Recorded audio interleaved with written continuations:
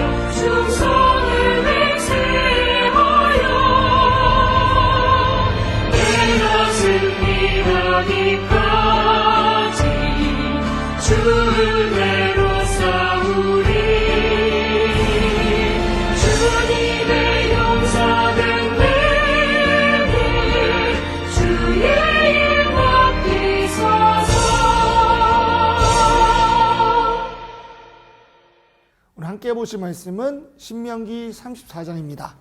신명기 34장 1절에서 12절 말씀 저희 함께 읽도록 하겠습니다.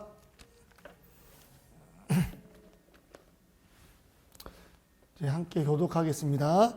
모세가 모압 평지에서 느보산에 올라가 여리고 맞은편 비스가산 꼭대기에 이르매 여호와께서 길앗 온 땅을 단까지 보이시고 또 온 납달리와 에브라임과 므낫세의 땅과 서해까지의 유다 온 땅과 네겝과 종려나무의 성읍 여리고 골짜기 평지를 소알까지 보이시고 여호와께서 그에게 이르시되 이는 내가 아브라함과 이삭과 야곱에게 맹세하여 그의 후손에게 주리라 한 땅이라. 내가 내 눈으로 보게 하였거니와 너는 그리로 건너가지 못하리라 하시매 이에 여호와의 종 모세가 여호와의 말씀대로 모압 땅에서 죽어 벳보을 맞은편 모압 땅에 있는 골짜기에 장사되었고 오늘까지 그의 묻힌 곳을 아는 자가 없느니라. 모세가 죽을 때에 나이 120세였으나 그의 눈이 흐리지 아니하였고 기력이 쇠하지 아니하였더라. 이스라엘 자손이 모압 평지에서 모세를 위하여 애곡하는 기간이 끝나도록 모세를 위하여 30일을 애곡하니라. 모세가 눈의 아들 여호수아에게 안수하였으므로 그에게 지혜의 영이 충만하니 이스라엘 자손이 여호와께서 모세에게 명령하신 대로 여호수아의 말을 순종하였더라.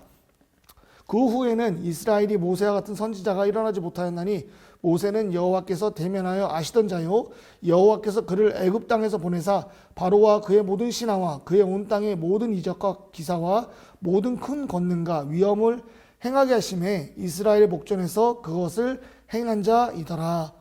아멘. 자, 오늘 함께 읽으신 말씀을 갖고 선 안에 있는 인간, 선 밖에 계신 하나님, 선 안에 있는 인간, 선 밖에 계신 하나님이란 제목으로 주님의 말씀 나누도록 하겠습니다. 신명기 마지막 장입니다. 길고 긴 출애굽 여정이 끝나고 이제 약속의 땅에 앞에 서 있습니다. 그리고 본장은 이제 모세의 마지막 모습을 우리에게 보여주고 있는데요. 그 위대한 선지자 모세의 죽음은 오늘 이 새벽 우리에게 어떤 의미를 주고 있을까요? 시간을 과거로 돌려서 역사를 한번 살펴보길 원합니다. 몽골이 지금과 다르게 동아시아에서 위력을 펼칠 때 징기스칸이라는 왕이 그 중심에 있었습니다. 대칸이라 불린 이 사람은 주변을 슬렁이게 할 정도로 위대한 그리고 위협적인 군사력을 갖고 있었는데요.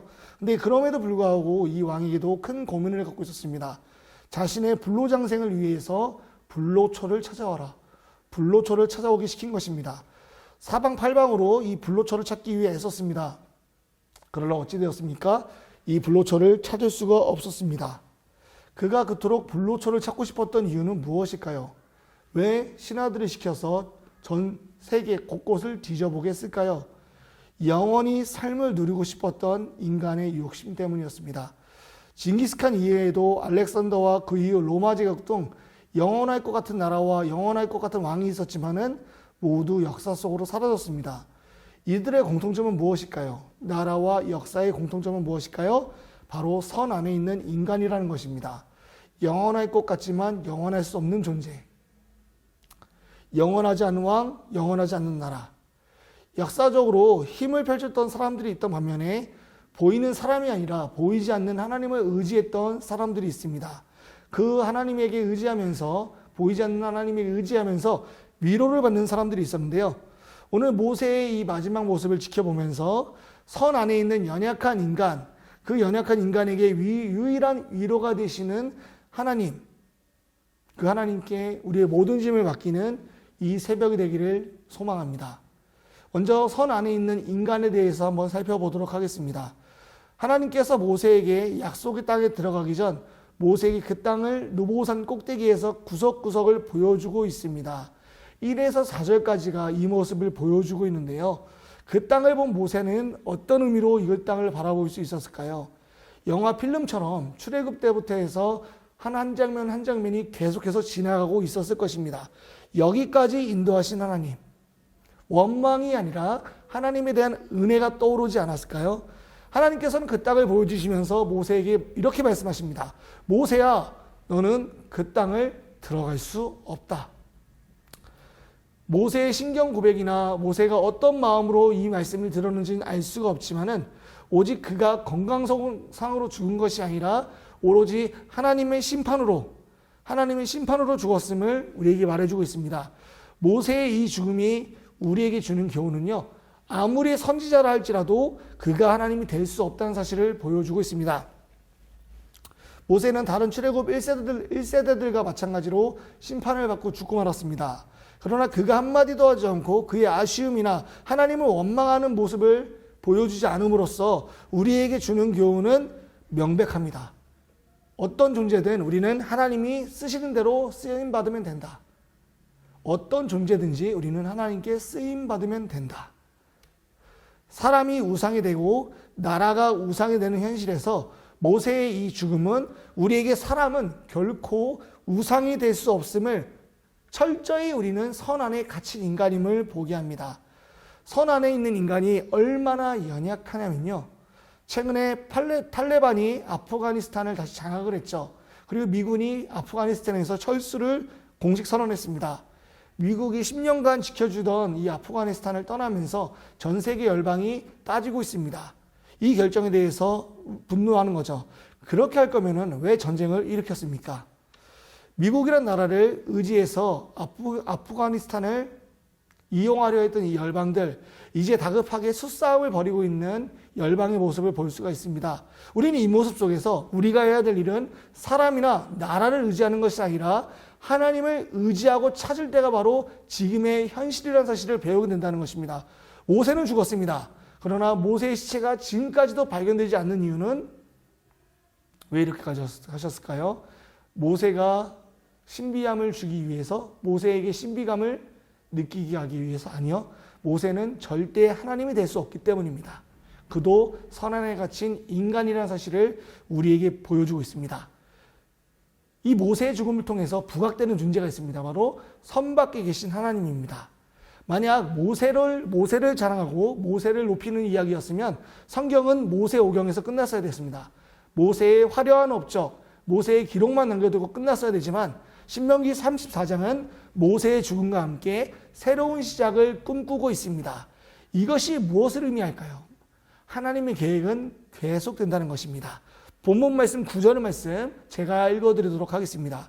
모세가 눈의 아들 여호수아에게 안수하였으므로 그에게 지혜의 영이 충만하니 이스라엘 자손이 여호와께서 모세에게 명령하신 대로 여호수아의 말을 순종하였더라.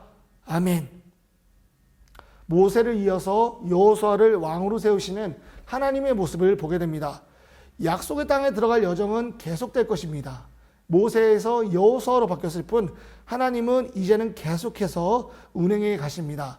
다만 그 전에 우리에게 보여주는 것은 모세의 수고를 주님께서 기억하게 하신다는 거예요. 30일을 애곡하게 하셨고, 그러나 그 애곡하는 과정에서 그들의 발걸음이 멈출 수도 있었지만은 여호수아를 세우셔서 그 발걸음을 계속하게 하셨습니다. 이 모습을 보면서 하나님이 얼마나 섬세한 분인가, 그분의 뜻은 얼마나 계속되어지고 있으며 무리하게 요구하시는 것이 아니라 그 섬세의 뜻이 모든 백성에게 위로함으로 다가가고 있음을 보게 됩니다. 하나님은 여전히 이스라엘과 함께 하십니다. 이 과정을 보면 이스라엘 백성들이 배울 것은 무엇일까요? 이스라엘 백성들이 배울 것은 바로 우리를 인도하신 분은 모세가 아니다. 그리고 앞으로 여호수아가 아니라 하나님이시다. 흔히 이런 표현이 있습니다. 우리가 아무리 발버둥을 쳐도 우리는 하나님 손바닥 안에 있습니다. 우리가 아무리 좌로나 우로나 하나님을 벗어나려고 해도 하나님 손바닥 안에 있습니다. 요나의 모습을 봐도 알 수 있죠. 니느웨로 가야 되는데 다시스로 도망갔습니다. 그러나 그들은 하나님의 손에서 벗어날 수가 없었습니다. 이스라엘의 앞날은 여호수아 때도 사람이 아닌 하나님께서 이끌어 가시는 모습을 보여주고 있습니다.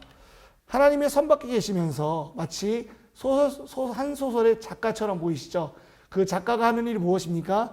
소설 속의 등장인물들을 꾸며주며 그들의 앞길을 인도하고 계신 모습을 보게 됩니다. 하나님이 이스라엘을 계속해서 운행해 가십니다. 우리의 삶에서도 하나님의 지배 아래 하나님만 바라며 하나님의 인도하심을 구할 수 있도록 우리를 계속해서 구해야 될 것입니다. 하나님은 우리를 그렇게 인도해 나가십니다. 우리는 비록 선 안에 갇힌 인간이지만 우리에게 참된 위로가 되시는 선 밖에 계신 우리를 지켜보고 계신 하나님이 계십니다. 그분이 주시는 위로가 우리 마음에 충만하길 원합니다. 모세는 약속의 땅에 들어가지 못했습니다. 그러나 그는 행복한 사람이었습니다. 이스라엘 백성을 약속의 땅 초입까지 안내한 사람이었거든요. 오늘 그의 모습을 보면서 인간의 한계가, 그럼에도 사람을 쓰시는 하나님을 두 가지 측면을 다 볼 수 있었지만은 신명기 마지막 절은 우리에게 의미심장한 말을 남겨줍니다. 모세와 같은 선지자가 다시는 일어나지 않는다. 일어나지 않는다. 선지자 중에서 모세와 같은 선지자가 일어나지 않는다고 말을 합니다. 이 대목을 보면서 하나님께서 이 모세를 얼마나 아꼈는지, 하나님께서 이 모세를 얼마나 사랑하셨는지를 보게 됩니다. 비록 선지자 중에서는 아무리 이사야라도 예레미야라도 모세와 견줄 수 없었지만은 신약 성경에 보면은 예수님이 우리를 위해서 이 땅에 오셨습니다. 예수님은 모세 이상으로 하나님과 깊은 관계를 갖고 있는 하나님의 아들이었고요. 그 하나님의 아들인 예수님은 자기 몸을 희생해서, 자기 목숨을 희생해서 우리를 위해서 하나님과 우리의 사이에 다리를 낳아주셨습니다. 그분이 하신 일은 실로 엄청난 일입니다. 하나님 나라가 이 땅에 임했으며 이제 완성될 그날을 향해서 계속해서 걸어가게 하십니다. 우린 그분을 통해서 율법이 아니라 복음으로, 복음의 기쁨으로 오늘 하루를 살아가게 하십니다. 하나님과 교제를 할 수 있게 해주셨습니다. 복음은 우리 힘으로 어떤 것도 할 수 없음을 가리킵니다. 그러나 우리 마음의 기쁨으로, 우리 마음에 영원히 마르지 않는 기쁨의 샘물을 흘려보내줘서 이 하나님 나라를 위한 걸음을 계속해서 걷게 합니다. 약속의 땅에 들어갈 이스라엘처럼 우리도 하나님 나라를 향해서 계속해서 걸어갑니다. 오늘 우리는 비록 연약하지만 그분이 하신 일을 묵상하면서 함께 걸어가 보면 어떨까요? 이 시간 함께 기도하길 원합니다. 하나님만이 우리 인생의 참 소망이 되게 하여 주옵소서. 사람을 의지하는 것이 아니라 하나님이 우리를 위해 베푸신 큰 일을 알고 오늘도 하나님과 기쁘게 동행하게 하여 주옵소서. 두 번째입니다. 코로나 시기에 하나님의 큰 일을 묵상하게 하여 주옵소서. 코로나 시기에 하나님이 계속해서 희미해져 가고 있습니다. 하나님이 점점 내 삶과 관계없어 보입니다. 그러나 이 시기에 이 뜻을 분별해서 하나님을 더욱더 의지하며 하나님께 이 코로나 상황에서 타개할 길을 열어달라고 기도하는 이 새벽이 되었으면 좋겠습니다. 이 시간 주여 한번 외치시면서 기도하도록 하겠습니다. 주여